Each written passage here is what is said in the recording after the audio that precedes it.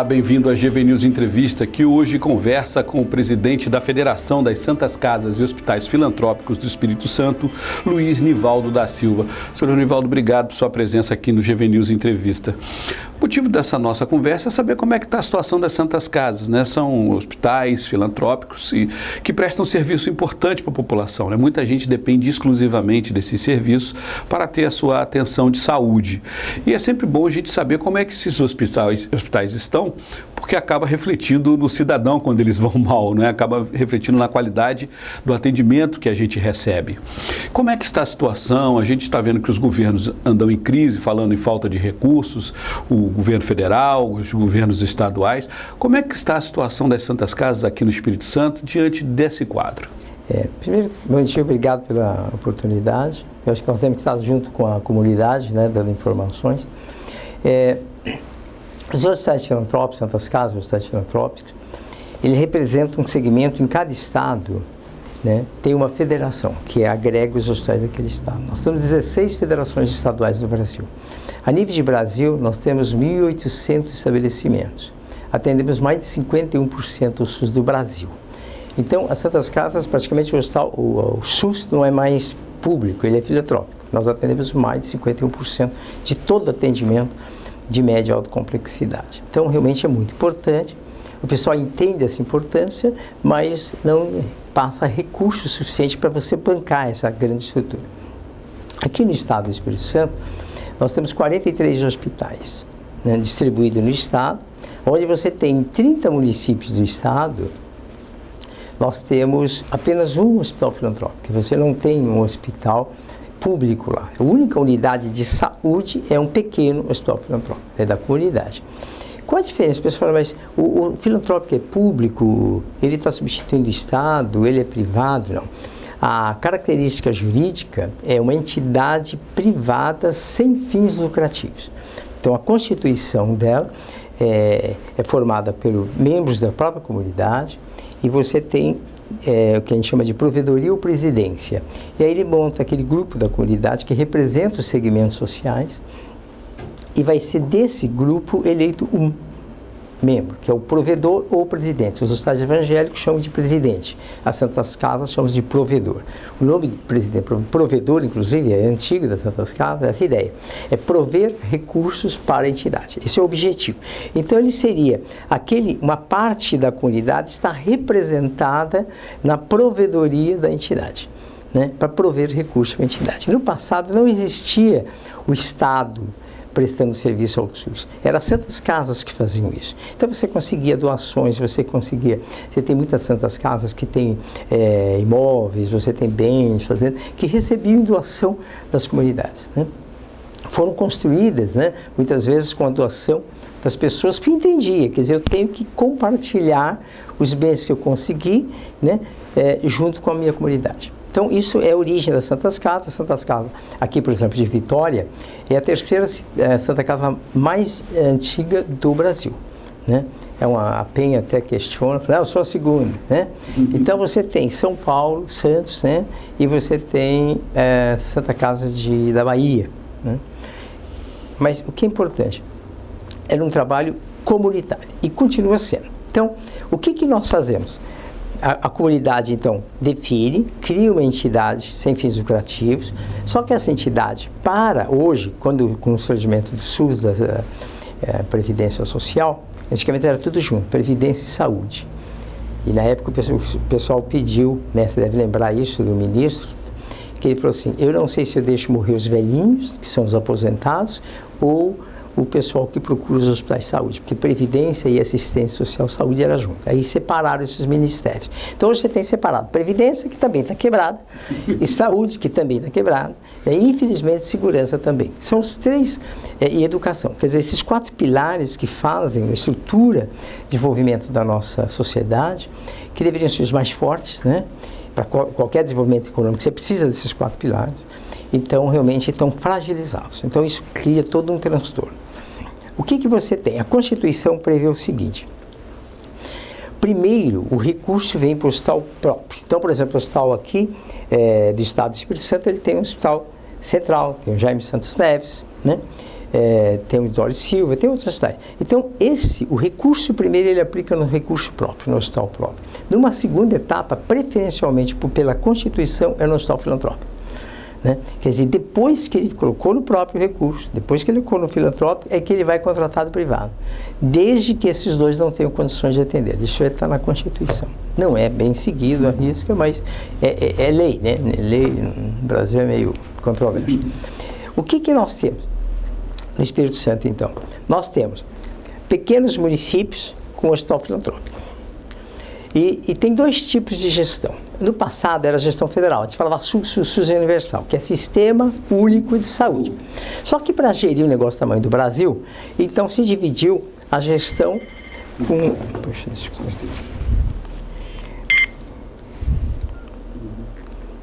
Puxa, ele pensei que estivesse desligando. Tem que desligar.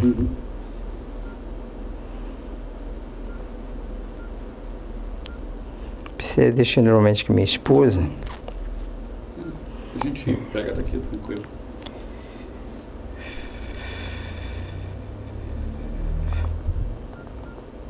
Isso. Só deixa com ele que ele deixa com ela. Normal. Silencioso, pronto.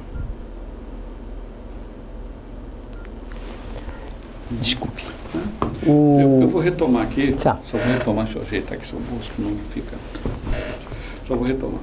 Quer dizer, então é o Sistema Único de Saúde. Como é que é a gestão disso? Então, a Constituição prevê o seguinte, como administrar isso? Antigamente era só o governo federal que transferia diretamente aos hospitais o recurso. Ele pegava o recurso e destinava diretamente ao hospital. Então era só recurso federal. E ele viu que isso não estava funcionando. A Constituição de 1988, a Constituição Cidadã, ela distribuiu o quê? Ele falou, não, nós temos que... As ações têm que ser executadas no município, porque as pessoas moram no município, pertencem ao Estado, que são brasileiros, mas moram no município. Então nós temos que transferir isso para o município. Então foi feito. O gestor dividiu responsabilidade. Então o federal passou para o Estado, para que o Estado fizesse um convênio com todas as prefeituras de cada Estado, isso não é tão longe, mas mais uns 10, 12 anos que foi feito aqui no Estado do Espírito Santo, né? E fizesse um pacto de gestão, onde o município assume a responsabilidade pela urgência, emergência e atendimentos básicos, consulta, exames, vacinação, etc. E o Estado por procedimentos de maior complexidade, porque não tem no município capacidade. Então ele agrupa isso normalmente por regiões ou capital. É que você vê que a concentração dos equipamentos caros e profissionais. Então, o que foi feito? E aí se definiu responsabilidades financeiras, que era a antiga discussão da PEC 29, ou seja, vamos gerar recursos para a saúde. Então, como que ficou a definição por lei? O Estado é obrigado a aplicar 12% da sua receita bruta em saúde. O município é obrigado a investir 15% em saúde. O governo federal deveria, que no passado investia 75% em saúde, hoje está investindo 25% só. Ele deveria passar a investir 10%. Hoje, o que ele faz? Ele pega o que ele investiu no ano anterior, mais a variação do PIB. Como a variação do PIB é negativa, a gente vai ter menos investimento, ou zero. Por isso que o governo falou, não tenho recurso e não tenho recurso para pagar dezembro, que eu já assumi compromisso. Né? E o ano que vem não tem recurso para pagar novembro e dezembro, no orçamento. Quer dizer, essa é a realidade que o próprio ministro passou para nós. Nós sabemos que é um pouco pior do que isso. Isso é o que ele pôde falar. Quer dizer, não tem recurso para repassar o Estado. Os estados, o que estão acontecendo? Estão aplicando, em vez de 12, estão aplicando 15, 18, 20. Os municípios, em vez de 15, estão chegando até 30. Porque as pessoas procuram ele, vai lá, o Ministério Público, se você não atender, ele te dá, o juiz manda prender, né? Porque você tem que atender, quem tem porta aberta não dá para falar, olha, você volta amanhã. Não, é já. Então, esta realidade, o que faz? Você não pode, você tem que fechar a porta, né? Você tem que fechar ou fechar o serviço. Então, nós, os hospitais filantrópicos, é o que eu falo, o grande conflito é o seguinte, ele não é privado. O privado não, eu tenho que ter equilíbrio do meu contrato, eu vivo, ganho desse trabalho, uma atividade comercial, né, que é justa, Então, se não der lucro, eu paro. Eu vou fazer outra coisa, vender carro, fazer outra coisa. Nós não, porque faz parte da missão. E a condição de filantropia é que você atenda 60% do SUS. Quer dizer, você tem 60% dos seus serviços são oferecidos ao SUS. Aí se torna filantrópico, senão não é. É uma das condições de filantropia. A outra, você tem que estar em dia com os seus pagamentos, você tem que ter certificado negativo de débito, etc. Aí o Estado atrasa. O governo federal atrasa e o município atrasa. E aí você perde a CNT e aí você não pode receber emendas parlamentares. E aí você começa esse círculo vicioso de roda da vida de desmontar uma estrutura. Então, só concluindo essa fase, o que nós fizemos no passado? Então, vocês assinaram, eu assinei aquela lei Saúde mais 10, que era o quê? Para que toda a população, 2 milhões de assinatura, um projeto de iniciativa popular pela OAB, colocando o seguinte, que ele quer que invista 10% da saúde, que era o projeto de lei da PEC 29. E ele não fez isso. Então, está engavetado. Então, uma das batalhas é o seguinte, de onde vai vir o recurso? Não é problema nosso, né? É CPMF, não sei o quê, eu acho que até somos contra, mas o problema é o seguinte, tem recurso e investe no que é prioridade. Tá? Então, nós estamos batalhando para que seja aprovado, então, desengavetado esse projeto de lei, nossa iniciativa, mais de 2 milhões de brasileiros, definiram que tem que investir mais 10% na saúde. Então, mas está lá engavetado, com um monte de outros projetos. Então, esse é o quadro que a gente tem geral, né? Quer dizer, todo esse contexto, né, está dentro disso. O que nós temos que fazer, então? Aí você faz. O governo, eu faço um contrato, tem hospitais então pequenos, faz contrato só com o município, né? O Estado faz alguma complementação, então você pega os hospitais de médio porte. Nós atendemos hoje, né, médio porte fica normalmente por regiões ou a capital. Nós atendemos hoje aqui no estado 60% do SUS. Então quer dizer, de cada 10 capixabas, 6 são atendidos, 10 capixabas que precisam do SUS, 6 são atendidos em hospitais filantrópicos. Quer dizer, 60% do que da demanda. Mas vocês recebem 60% dos recursos do SUS da demanda? A gente recebe equivalente a em torno de 30% do recurso, porque o valor que o SUS paga é do preço de custo, não é preço de venda, né? Do preço de custo representa em torno de metade do valor. Isso é declarado já pelo próprio ministro, esta realidade. Falou, eu não tenho recurso, né? Então, o que você tem que fazer? O objetivo do Hospital Filantrópico é ele atendesse os 60% e vendesse os outros 40% para a comunidade. Porque não dá. Na verdade, é o governo fazendo filantropia com chapéu alheio, né? Quer dizer, nós é que estamos bancando, não é obrigação dele, né? Então, nós teríamos que vender serviço para a comunidade. Tem comunidade pequena que é 90%, 95%. Agora, tem um agravante que é sério, que é o seguinte. Isso na média do atendimento. Agora, procedimentos de alta complexidade. O que é procedimento de alta complexidade? É UTI neonatal, é oncologia, é cirurgia cardíaca, é hemodiálise. 90%, 80%, 90% são efetuados pelos hospitais filantrópicos, né? Então, se você para os serviços, se não afeta 60%, você afeta 90% da população em procedimentos de alto risco. Agora, senhor Luizinaldo, eu vou fazer uma pergunta bem clara aqui. Por que vocês não fecham diante dessa situação? Olha só, nós não temos condição e vamos parar de atender. Os hospitais filantrópicos desistem, os hospitais Santas Casas desistem e vamos apenas atender pessoas que não têm nenhum recurso do SUS. Quer dizer, pessoas realmente carentes. Voltar à origem. Você tem SUS, vai procurar o Hospital do Estado, vai procurar o Hospital Federal.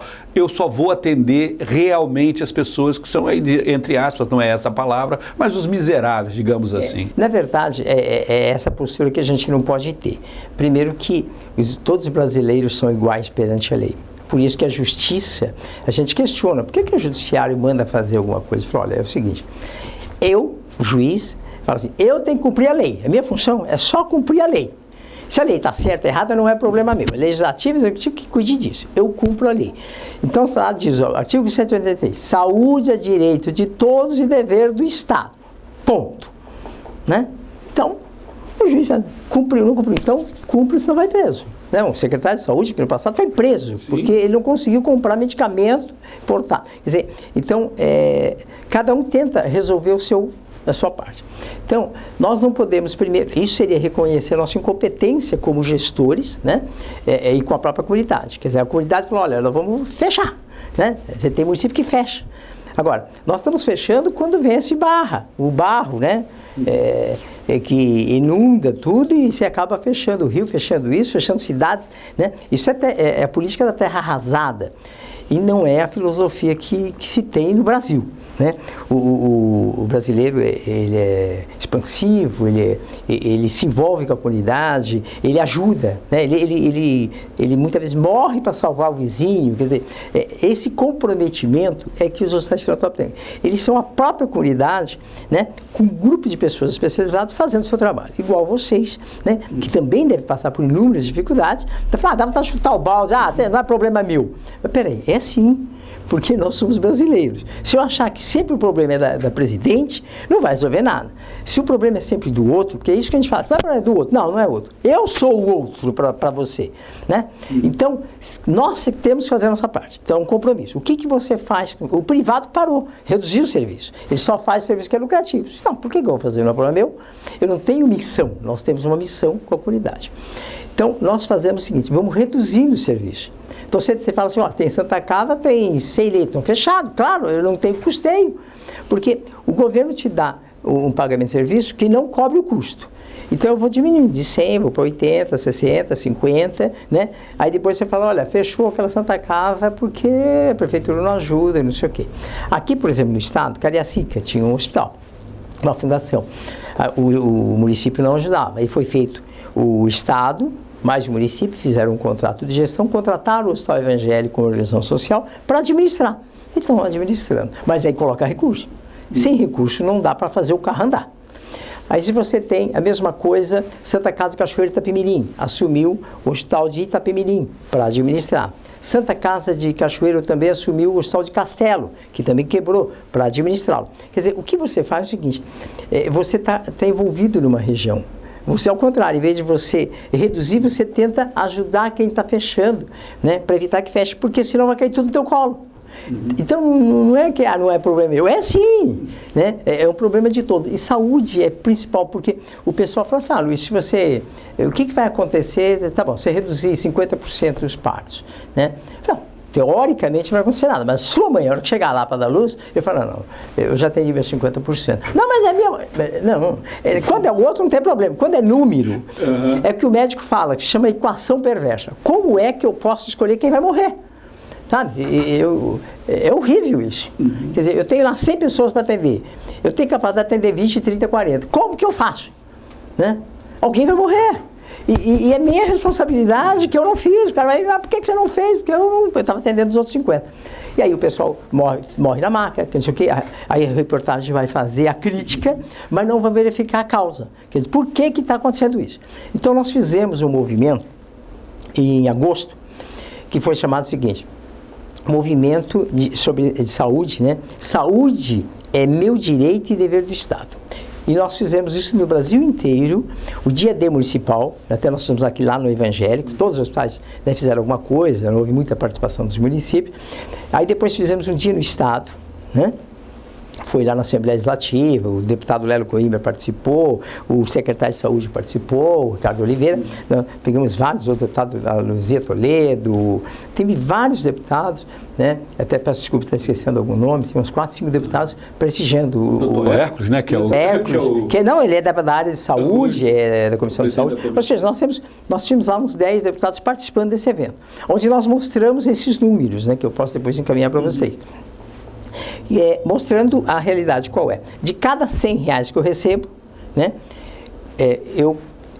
não me paga, de cada 100 que eu faço de produção, eu vou receber 50 a 60 reais. Então, não cobre o meu custo. Então, você vai fazendo o quê? Você vai evitando a manutenção, você vai fechando o serviço, né? E você vai caminhando isso. Isso é uma situação que, se você recebesse absolutamente em dia. Então, isso é um quadro econômico-financeiro. Se recebesse em dia, já tinha um déficit de 40%. Bom, agora, aí tem outra agravante, né? Nós não recebemos em dia.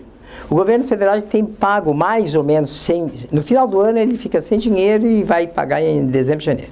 Mas ele sempre paga no 5º ou até 10º dia do mês seguinte. Ele repassa os recursos, a obrigação dele, que ele tem que repassar. Então ele repassa para o Estado ou repassa para o município, e o Estado e o município não repassam para os hospitais.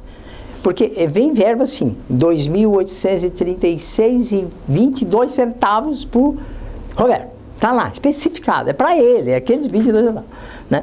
Então, ele tinha que simplesmente ter uma portaria, um acordo que foi feito, onde você tem 5 dias para me repassar o dinheiro.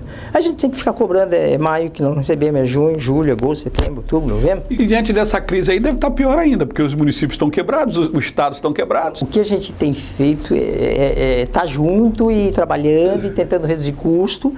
E nós tivemos um outro problema quando o governo assumiu. Primeiro, nós ficamos com déficit, porque o governo anterior deixou compromissos a pagar. Tá? Então, e não contabilizou, infelizmente, esses valores, contabilizou inferior. Então, o governo que assumiu não pôde pagar. E aí demora 3 meses para fazer o pagamento, né? Porque tem toda uma burocracia, tem que provar, tem que fazer auditoria, tem que passar para a PGE, controladoria. Vocês têm uma série de órgãos que vão ver se o dinheiro é devido, autorizando pagar, porque ele falou, olha, ele fez o serviço, paga para ele. Não, na sua empresa, pessoal, você faz isso, no órgão público não pode. Então, ela foi feita no apertado. E aí, eu estou com esse problema dos pés, do ombro aqui, né? Por quê? Porque eu tentando segurar para o pessoal não parar. Porque todo mundo queria parar com ele. Eu falei, mas como não dá, tem que parar. Qual deve ser o déficit hoje aí de recursos de vocês, de dinheiro circulando que vocês precisariam para tocar as Santas Casas e hospitais? Mas, não estou com números exatos, mas você tem um déficit de uns 100 milhões de reais, né? Hoje? E que na verdade ele foi permanecendo, né? O que acontece, por exemplo, foi feito um projeto de lei para poder liberar esse recurso. Em 3 dias a gente conseguiu aprovar um projeto de lei pela Assembleia Legislativa para poder liberar recurso. Quer dizer, olha o que você tem que fazer, por você ter parceria com o Estado, né? Nós convocamos os deputados, eles vieram numa sexta-feira para receber o projeto, né? Foi recebido pelo Teodorico. Na segunda-feira foi feita a leitura do projeto de lei. Aí terça-feira foi feriado, foi em abril, e no dia seguinte, na quarta-feira, não vai dar quórum, tem que dar quórum. Aí deu quórum, por unanimidade foi aprovado o projeto, para que pagasse como subsídio, por exemplo, está dando dinheiro para o pessoal, não está pagando o que deve, parte do que deve, e o restante ele se pagar em 10 vezes. Aí começou a entrar recurso, a gente pleiteou para diminuir isso, ele foi liberando recurso Lei Candir, liberando outros recursos. A própria Assembleia teve saldo, passou para o Estado começou a pagar os filantrópicos e fomos reduzindo esses atrasos. Quer dizer, seu Luiz Nivaldo, eu imagino que essa situação hoje, ela está mais, não é questão tanto da falta de recursos, me parece. Me parece que vocês não aguentam mais, tanta burocracia para receber o dinheiro que está lá, que é o dinheiro devido para um serviço já prestado. Quer dizer, essa burocracia é que precisa mudar a legislação, então. Quer dizer, não, tem que ser um processo de trabalho. É questão de dentro da... Você ligou para mim, se eu podia vir, eu falei, está complicado, eu fui acertei a agenda, confirmei e vim. Sabe, não pedi que fossem buscar, que fizessem não sei o quê, liguei para ver qual é o endereço. Ou seja, cada um faz a sua parte, é essa a ideia. E não ver como é que eu posso atrapalhar. Não é essa a ideia, né? Então, o grande conflito que você tem, além de você receber menos do que você recebe, você fica o tempo inteiro correndo atrás do rabo do gato. Porque eu recebo menos, né? Então não dá para completar o serviço. E ao mesmo tempo o atraso. Aí eu tenho que ficar pagando empréstimo bancário, tenho que atrasar. Então isso no passado, há 10 anos atrás, funcionava assim. Estava quebrado o Estado, estava quebrado os municípios, o governo federal e os hospitais filantrópicos, né? 12 anos atrás, quando o Artung, inclusive, foi eleito. O governo teve que fazer um acordo com o governo federal para antecipar royalties de petróleo, para poder pagar os funcionários públicos do Estado. Então imagina nós como estávamos na mesma situação. Então nós fizemos um trabalho junto, foi uma batalha, nós fomos, sabe, quer dizer, não desistir, né? Exatamente, vamos remar junto, né? Batalhando, e fomos construímos essa beleza hoje que tem o Estado filantrópico. Hoje, por exemplo, o Estado evangélico administra como organismo, porque você falava, o Estado filantrópico é incompetente, que eu dou recurso, é um saco sem fundo. Ao contrário, hoje nós somos bons gestores, administramos o Hospital Central, que é o maior hospital do Estado aqui, né? Que é o orgulho de todos nós, capixaba. Então, é administrado pelo Hospital Evangélico, pela Organização Social. O Hospital Central, né? É administrado pela Organização Santa Catarina, que é o Hospital Santa Teresa, na mesma organização, administra o hospital, né? E como você não tem reclamação, funciona bem. Ou seja, então os hospitais filantrópicos são bons gestores, tá?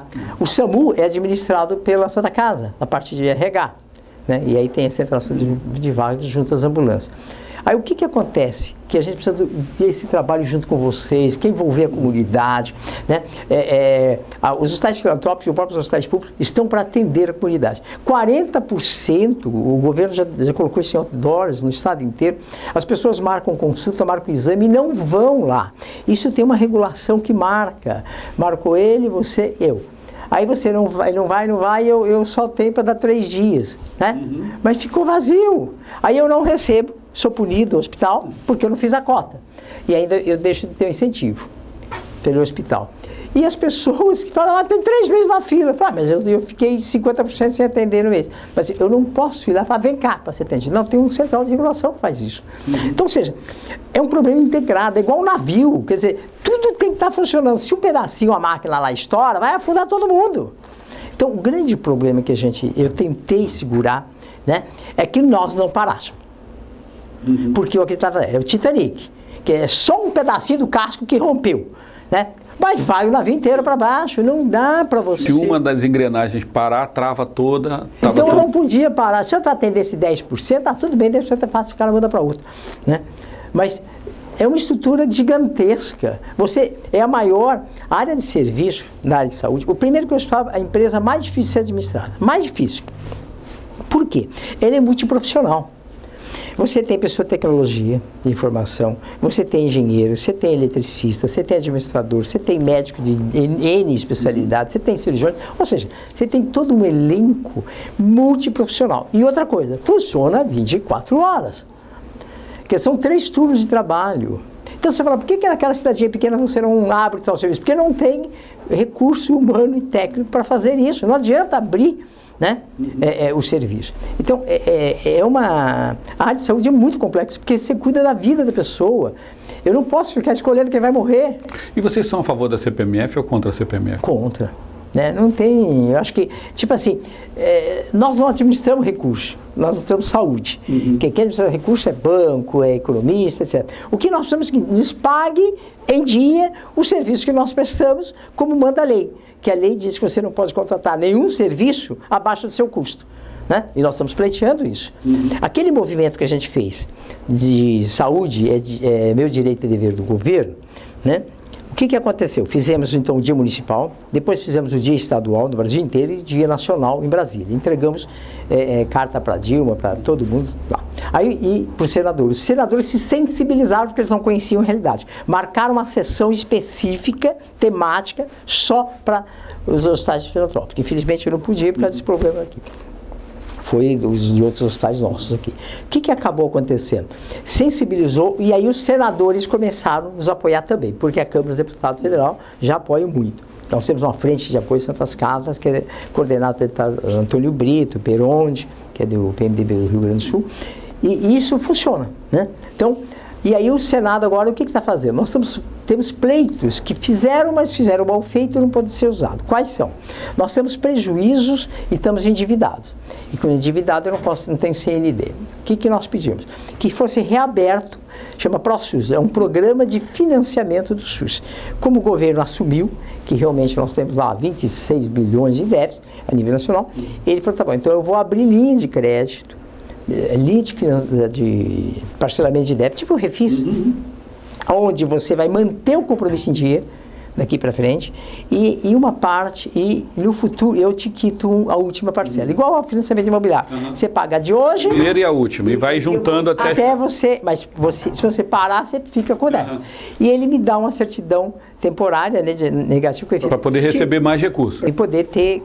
Tá. Então, isso fizeram tão complicado que o próprio Ministério esperava de 500 a 1.000 hospitais, teve 280, desde os anos 80, que só 50 conseguiram fazer o projeto. Então, eles estão refazendo, estão remodelando para lançar novamente. Estamos há anos e anos pedindo recurso do BNDES. Foi marcado pelo Senado, aí não fomos nós, foi os senadores que marcaram o presidente do BNDES, para poder sentar com nós, para que faça a linha de crédito a um juro mais acessível. Porque faz para a agricultura, faz para a empresa nova, né? E não faz para a saúde. Então, nós estamos pedindo, porque eu pago juro alto nos bancos, para que a gente pudesse, então, levantar esses recursos, trocar uma dívida que você paga lá 3% ao mês, para fazer 5% ao ano. Então, para a gente poder sair dessa marra, porque você fica, tipo assim, com bengala, cadeira de roda, sabe? Então, chutar o balde, chutar a mesa, chutar tudo que você falou, dá vontade, né? E aí o pessoal, calma, pessoal, entendeu? Porque essa é a última alternativa que você faz. Igual no passado, o último que sair, apague a luz do aeroporto.